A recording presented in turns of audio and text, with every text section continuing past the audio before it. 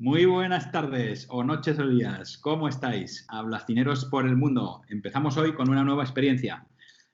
Una serie de críticas y recomendaciones de cosas que vemos en cine o en televisión y lo vamos a hacer a dos, en dúo. Las veces en las que coincidiremos, otras veces en las que discutiremos, pero trataremos de hacerlo siempre desde el punto de vista más personal posible.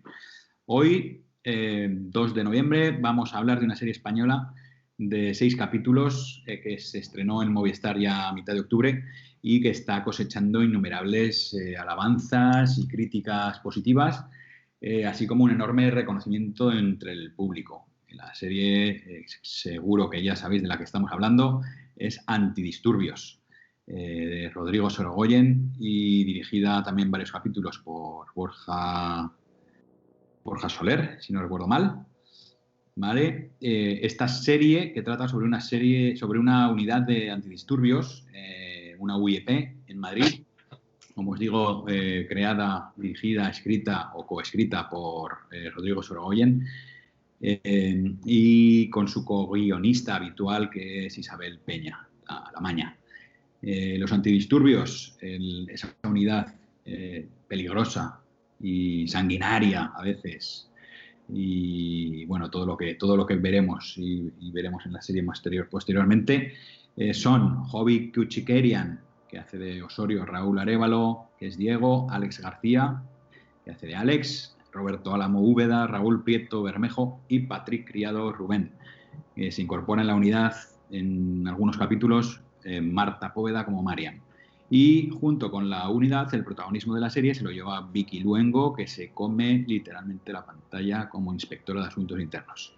La serie también tiene otros muchos rostros conocidos, habitualmente secundarios, como nuestra querida Mona Martínez, Tomás del Estal, Nacho Fresneda, bueno, muchos más. Para hablar de este pedazo de serie, contamos hoy con otro pedazo de personaje del mundo cinematográfico, nuestro queridísimo Harry Callahan, al cual saludamos ya, que vemos por aquí ya desde hace un rato observándonos, y le pedimos, por supuesto. ¿Ahí estás? Sí, Harry, ahí estás. Ahí te veo entre antidisturbios, ¿eh? Estoy aquí acojonado. A ver, esta gente, ¿qué van a hacer conmigo? Estos dos que están aquí detrás. Estás detenido, macho. Sí, porque vaya equilibrio psicológico el de estos dos personajes. Oh, sí. No me gustaría encontrármelos en una situación complicada. No. Y Pero cuidado con el jovencito de atrás que te mira mal. Totalmente, totalmente. Oye, que estoy encantado de inaugurar esta sección de críticas vis a vis, sin tocamientos, evidentemente. Afortunadamente estamos separados por Skype. Teníamos que contar con lo mejor y lo mejor que hay en este mundillo pues está allí, a miles, bueno, no miles, pero 1000 y pico kilómetros de Zaragoza. Ahí estamos. Yo sabes que soy un galimaño, encantado de la vida, así que cuantas veces quieras me llamas. El problema es que este vídeo puede durar 2 horas, o sea que me enrollo como una persiana, pero bueno. Acabo de enchufar la batería del portátil a la corriente alterna. Perfecto. Entonces tenemos bastante rato. Bueno, hasta que Skype diga. Vale. Cuéntanos un poco tu opinión de la bueno, serie. A mí la serie me parece una serie francamente magnífica. Yo creo que después de ver Antidisturbios es complicado ponerte a ver otra cosa, porque las comparaciones que uno trata de evitar son realmente odiosas en este caso. Yo voy a decir una inconveniencia, porque la serie de moda en estos últimos tiempos es Patria, de HBO. Sí, correcto. Sin embargo, yo estoy viéndolas a la vez. De la que hablaremos en otro capítulo. Correcto. Bueno. Muy bien. Pues yo estoy viéndolas las dos a la vez porque estoy preparando un programa especial para Good Morning Vietnam. Aquí meto ya el spam. Good morning. Sí, por cierto, se nos había olvidado. Harry Callahan. Bueno, todas las semanas, Radio La Isla. Ahí estamos. Lo que te decía, estoy viendo las dos, o he estado viendo las dos series a la vez, de los capítulos que iban saliendo de Patria y esta que estaba completa, y me costaba mucho ponerme a ver Patria después de Antidisturbios, porque se dice que Patria es una serie pues muy realista, muy veraz, que te pega un bocado en el estómago, que todo ese tipo de cuestiones, y sí lo es, pero más por cómo se cuenta, por lo que cuenta, y porque sabemos que esas cosas son auténticamente reales, pero la manera en la que está contada... Además, de una manera u otra, la serie de Patria todos la hemos vivido en nuestras carnes de alguna manera, ¿no? Sobre Claro, todo los cuarentones como nosotros, claro. pues hemos vivido lamentablemente situaciones como las de Miguel Ángel Blanco y otros, y entonces, claro, pues como que nos llega más al corazón, ¿no? Y a las entrañas. Claro, Pero yo creo que también igual tiene que ver, perdona que te interrumpa, igual tiene que ver también mucho que claro, Antidisturbios sale en bloque, ¿no? Y están los 6 capítulos ahí. Pero no es eso porque ya te digo que yo lo que estaba haciendo es a lo mejor ver un capítulo y un capítulo. Y a mí Antidisturbios es una serie que es como un bulldozer que me pasa por encima. O sea, me demuele totalmente. Parece que soy un manifestante apaleado por este grupo de Antidisturbios cada vez que veo un episodio. Porque es que es la realidad más brutal, más descarnada y filmada de una forma maravillosa. Si quieres después hablamos de la utilización de las lentes y de los objetivos y la forma en la que fotográficamente está tratada la película, que me parece una barbaridad. Siempre Rodrigo Sorogoyen me parece una barbaridad el tratamiento estético que hace de sus películas y los recursos narrativos que utiliza, que no son impostados, que no son gratuitos, sino que todos tienen Está bien pensado. Entonces, yo veía eso y me parecía que estaba allí, que lo estaba viviendo, me parecía que estaba viendo una serie documental. Además, por mi profesión, tengo clientes que son de la unidad antidisturbios, que son, hay como, quería utilizar la palabra que utilizan ellos, que no me acuerdo ahora mismo. Bueno, me saldrá. Huiperos, que son huiperos. Huipero, de la UIP. Entonces, quiero decir, todo lo que aparece en la serie es tan auténtico. O sea, la dirección artística de la serie es tan maravillosa. La recreación del interior, por ejemplo, del furgón es tan brutal. Las oficinas de la policía son tan brutales. Hay una escena en donde el personaje de Roberto Álamo va a preguntar cómo puede recurrir al psicólogo, al psiquiatra de la policía. La atiende allí una compañera y tal. Hay una maceta con una planta seca en una esquina, ¿vale?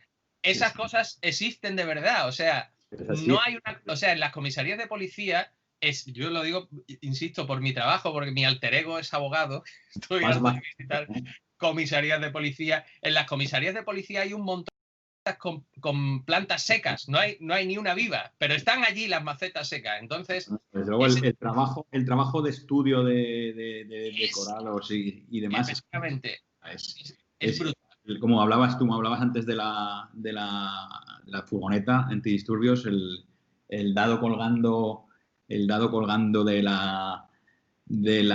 limpiaparabrisas, ¿no? De todo esto, o sea, es que es todo perfecto, todo perfecto, ¿no? Las pegatinas, el cuarto al que van ellos, en donde están mucho tiempo, con las banderas, con las bufandas, o sea, es un trabajo de recreación francamente maravilloso, pero aparte de todo eso... Me parece un disparo certero, ¿no? A los cimientos un poco de la sociedad también, ¿no? Sí. Se ha hablado mucho de esto, ¿no? A mí me parece que cada uno pues lo recibe de una manera, ese disparo, ¿no? Y hace que se te revuelva el estómago, como decías antes, o con unas cosas o con otras, ¿no?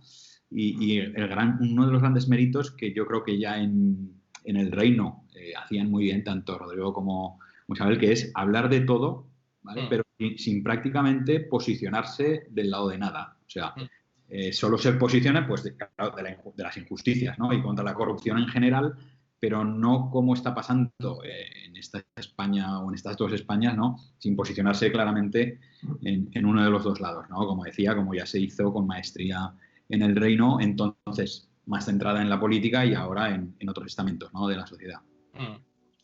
Yo ya te digo, a mí la serie me parece fascinante, y terminando con el comentario y la comparación odiosa que hacía con Patria, a mí Patria tiene un componente de impostado, de vamos a hacer la gran serie sobre esto, ¿no? Entonces, es todo el rato como estar ahí, que lo estoy contando todo, es tan intenso, ¿vale? Sí. Y esa intensidad no me transmite veracidad. Sin embargo, esto me transmite una veracidad brutal. Entonces, a mí la serie se me pasa así, Sí.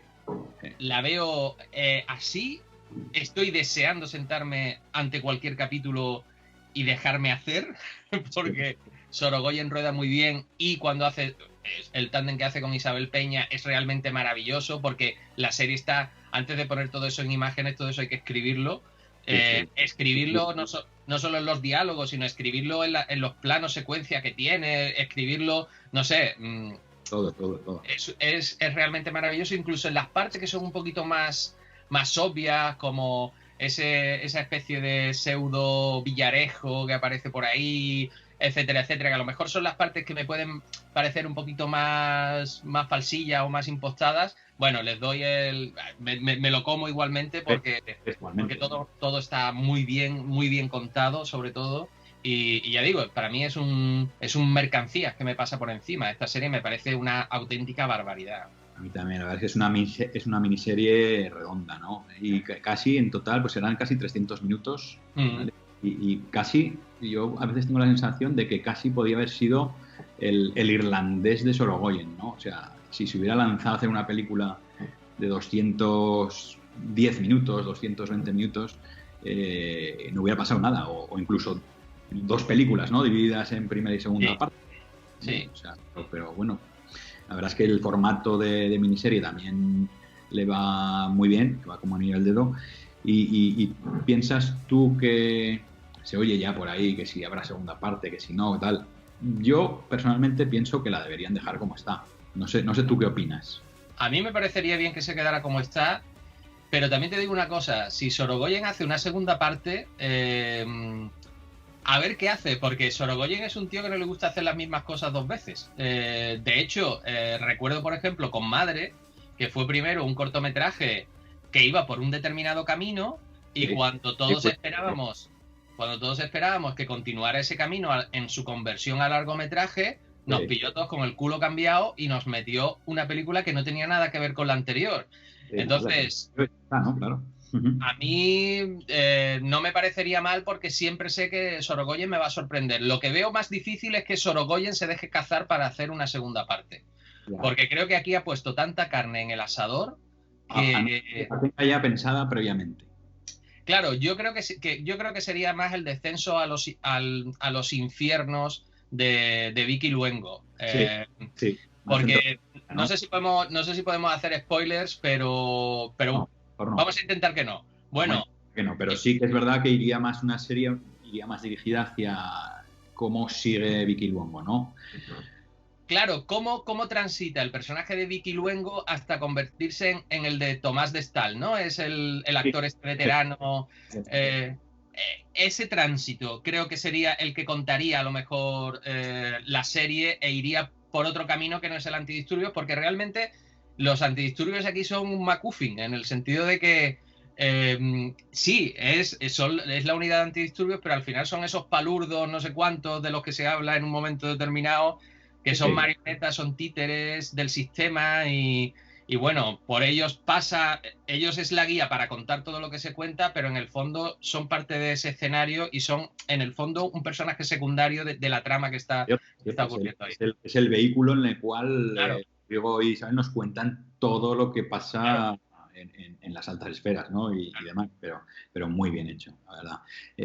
Luego, otra de las cosas que más se está hablando de la serie, ¿vale? Son esas escenas impactantes, ¿no? Esos planos secuencias, tanto el desalojo del primer capítulo, una manifestación que hay en una plaza posteriormente, los previos y post de un partido de fútbol en el Bernabéu, una escena en un piso franco, un asalto, y a mí la que más me impactó, fuera de que no es acción, que es una cena en una marisquería, ¿no?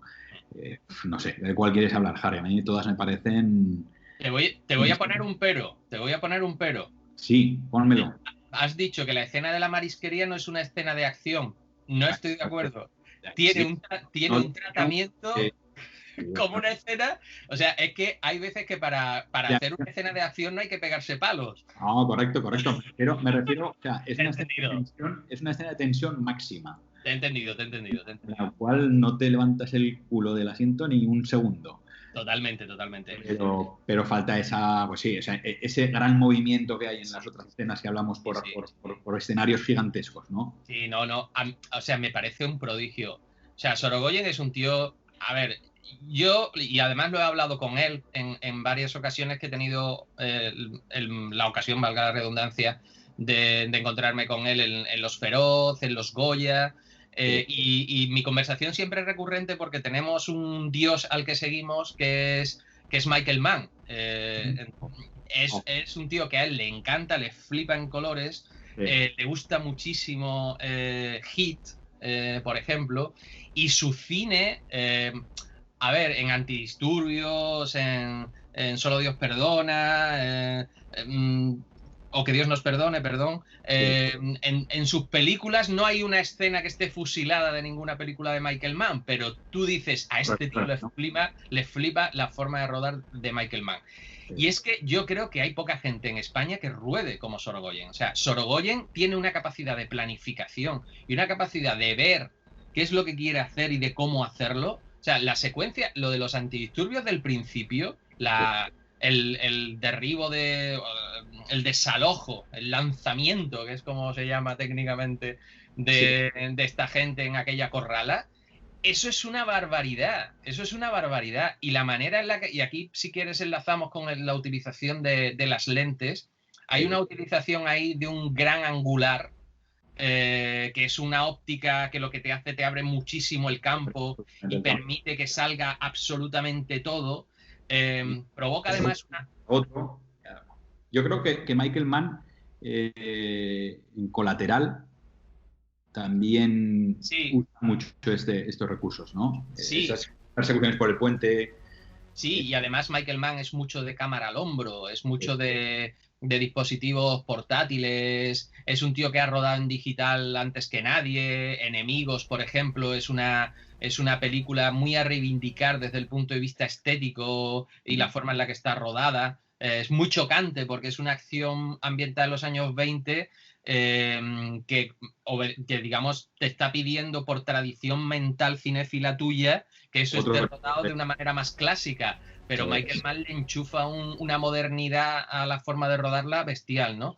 Y Sorogoyen yo creo que utiliza eso, utiliza este angular que lo que hace es, por un lado, situarte en el centro de la acción, como si tú fueras un antidisturbio más. Es una lente que además tiende a deformar la imagen en cierta manera, lo que hace que te agobies, o sea, porque produce un efecto muy inmersivo y muy deformador, entonces estás como ahí metido en esa presión, estás zarandeado, estás empujado, estás...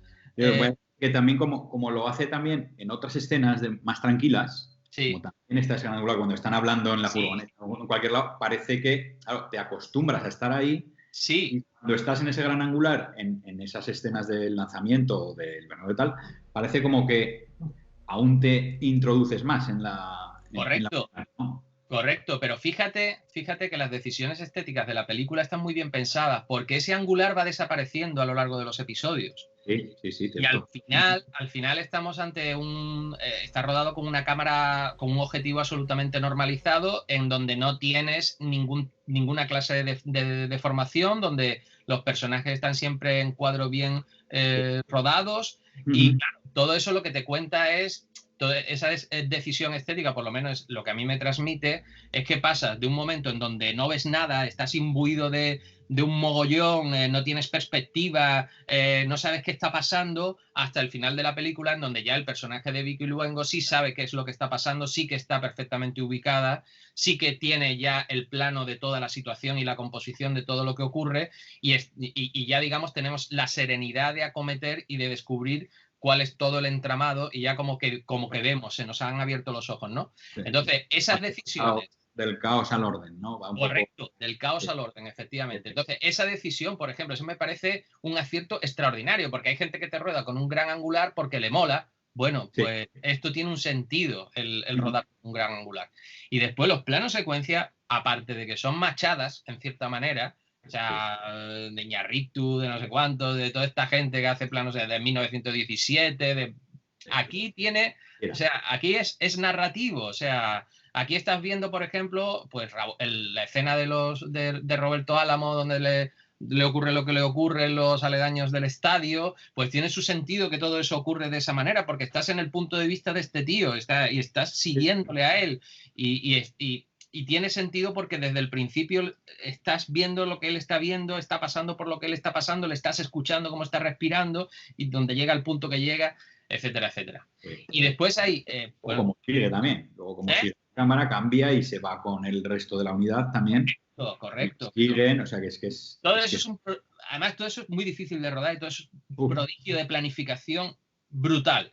Sí, y termino contándote uno de los últimos momentos que más me gustan de la serie desde el punto de vista estético. Y es ese giro de cámara que se produce al final.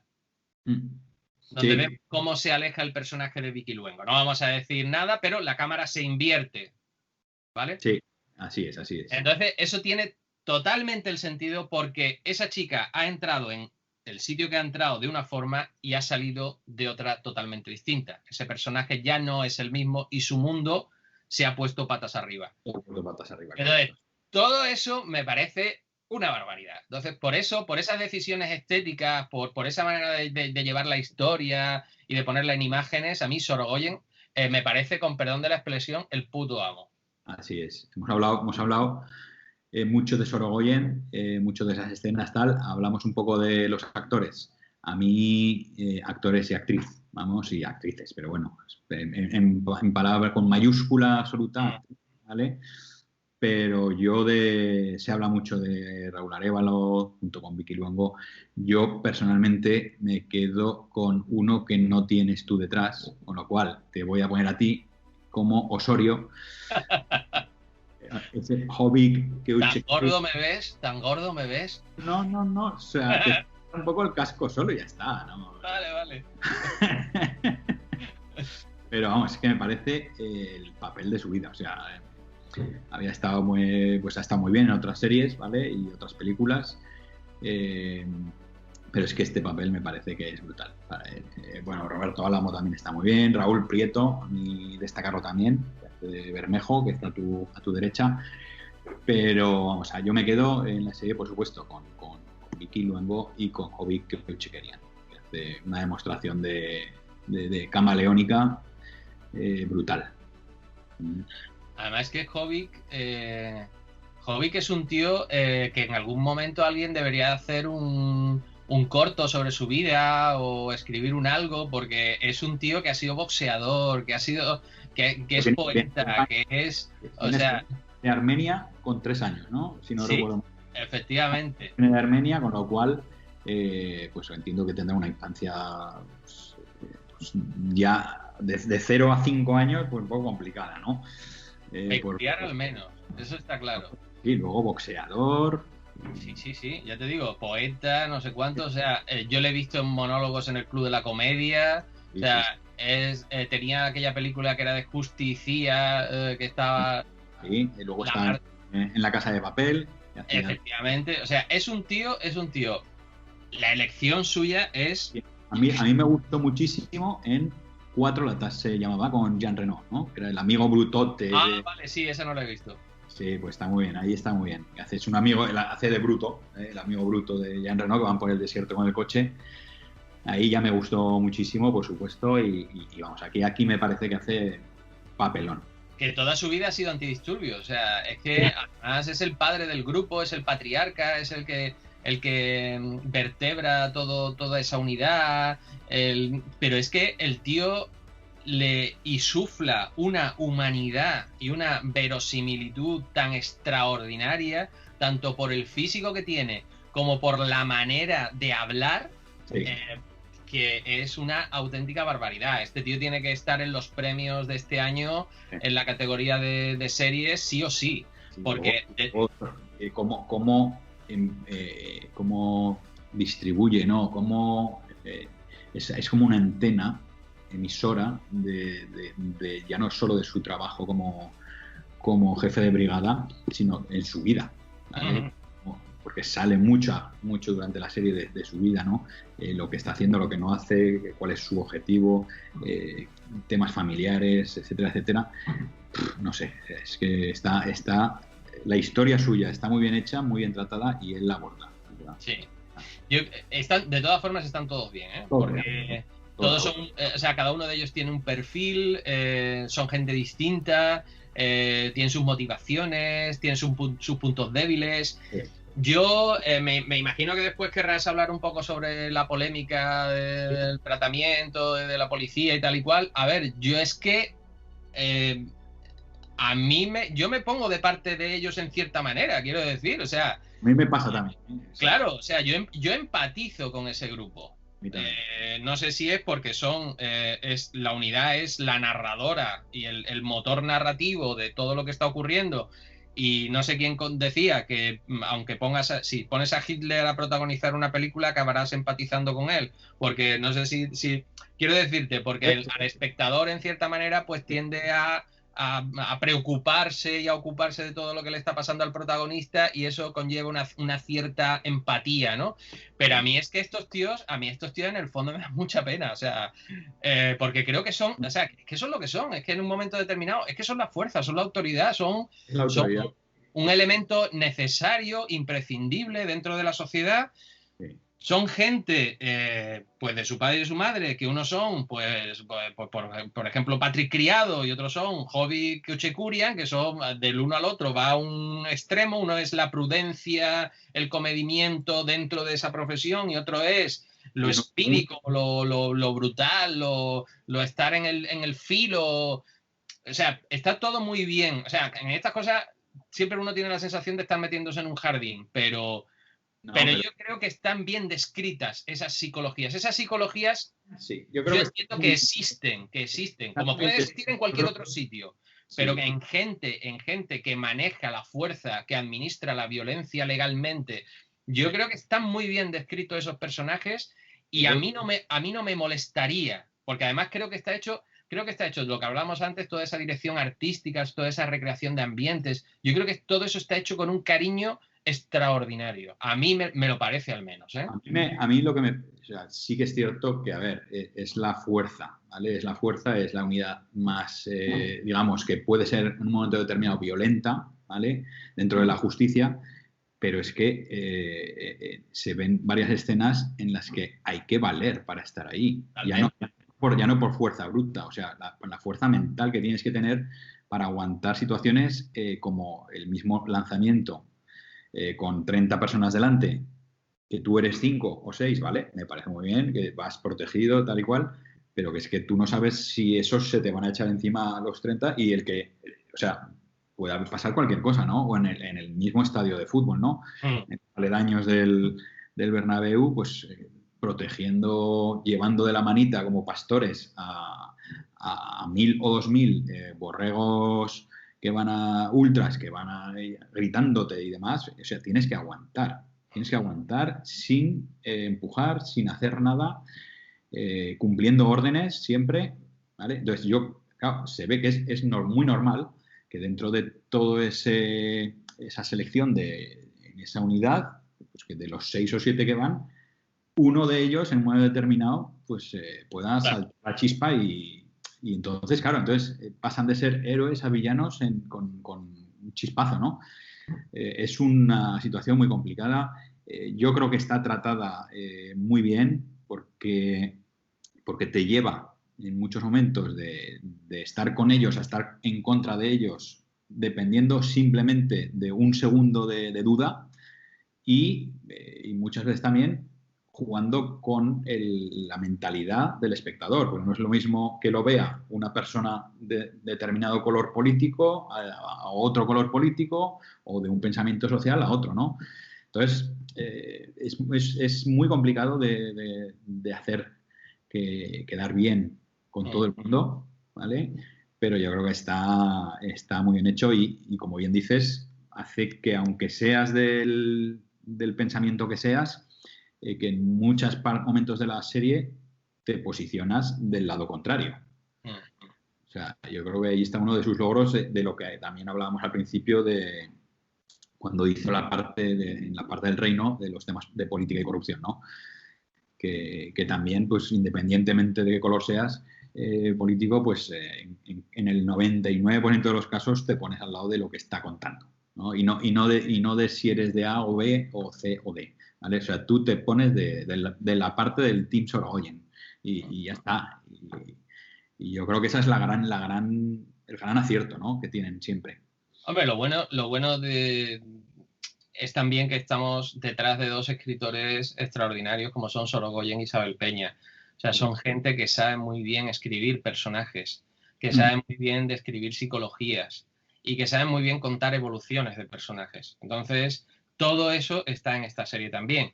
Y está en esta serie con la tranquilidad de tener 300 minutos para contarlo. Es decir, que hay veces que hay que comprimir en una película y a lo mejor puede resultar más complicado, pero aquí lo que te permite es entrar en el día a día de la gente, en sus formas de pensar, en sus perfiles, en sus psicologías, y todo lo que se cuenta en la serie es lógico. A mí no me parece que haya ninguna decisión ilógica, no me parece que haya ningún personaje que obre de manera contradictoria.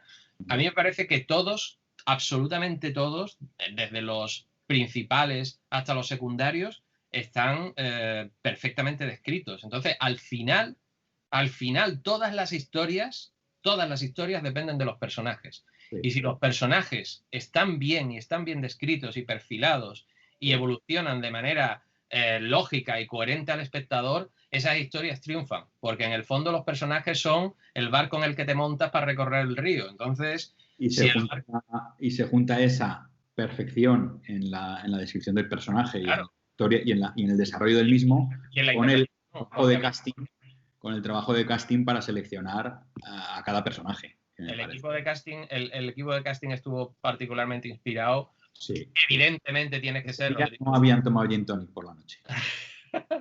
Evidentemente tienes que ser Rodrigo Sorogoyen para que haya este montón de gente que se quieran apuntar al negocio, y tienes que tener después detrás a Movistar, que te da la pasta para rodar como esto está rodado, ¿no?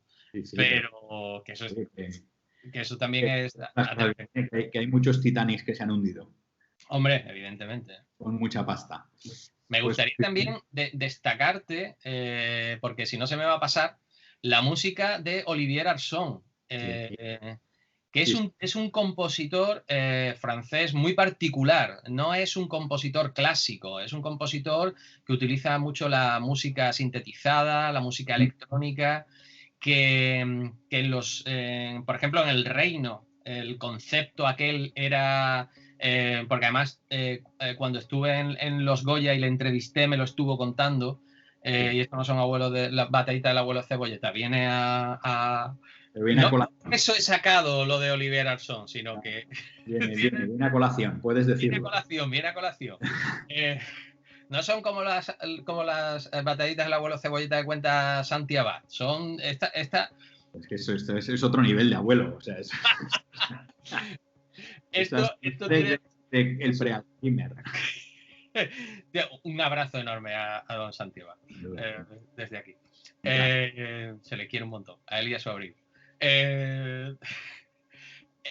Lo que te quería decir, me contaba, él me decía, la música era un concepto como de fiesta permanente, como de fiesta de la ruta del bacalao, como de que no pare, y efectivamente esa música machacona, constante, ese chunta chunta, era el que se asociaba a la película en esa fiesta, en esa orgía del despilfarro y del robo institucional y del choriceo de los fondos reservados y de toda esta historia que contaba El Reino, ¿no?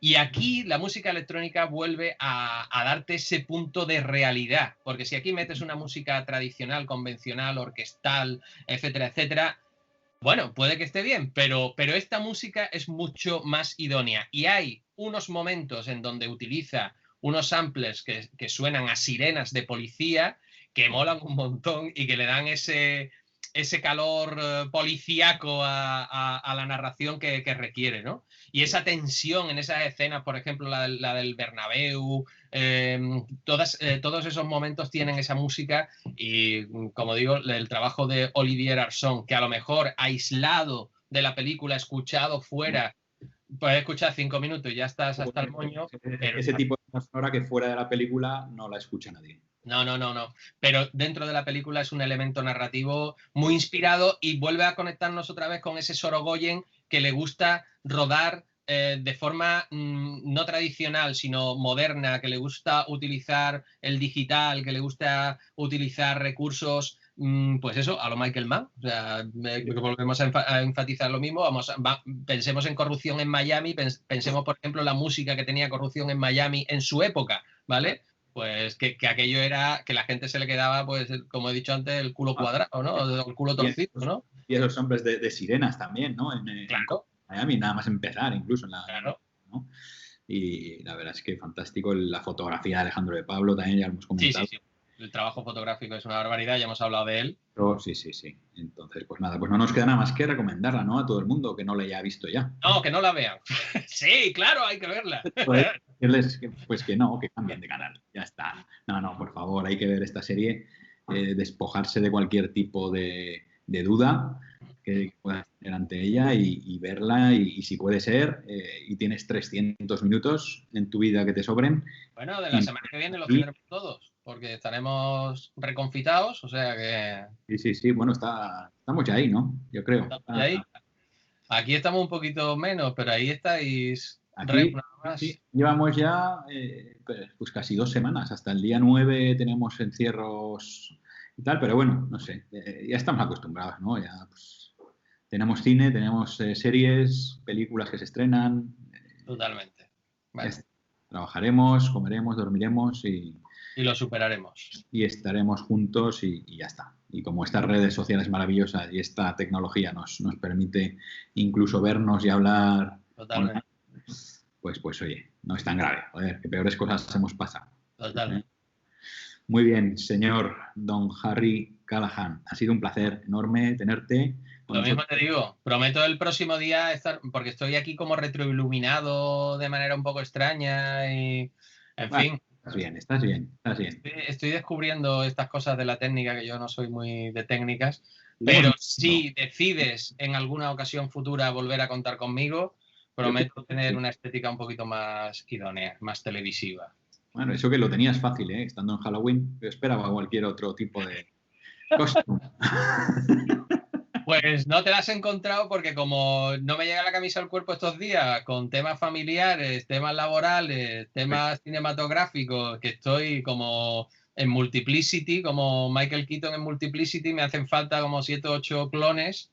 Pues no he tenido tiempo de ponerme el casco antidisturbios, pero bueno, todo se andará. Poco a poco me consta tus programas, los míos son parecidos también, los hemos estado hablando estos días para conseguir llegar a juntarnos y grabar aquí este maravilloso plano secuencia que hemos hecho de 38 minutos, que esperemos que con que convenzamos a 4 o 5 descerebrados a ver esta maravillosa serie, pues los daremos por bien empleados. Pues nada, un abrazo muy fuerte y nos vemos pronto. Harry. Cuídate mucho. No, este año no habrá Feroces live, pero bueno, nos tomaremos los gin tonics haciendo un gin tonic virtual y los de verdad los guardaremos para dentro de 2 años o año y medio. Yo no sé cuándo, pero ya nos juntaremos pronto. Muy bien. Bueno, José Miguel, presidente, un abrazo muy grande. Mi querido académico, nos vemos pronto. Se te quiere mucho. Gracias, un abrazo, chao.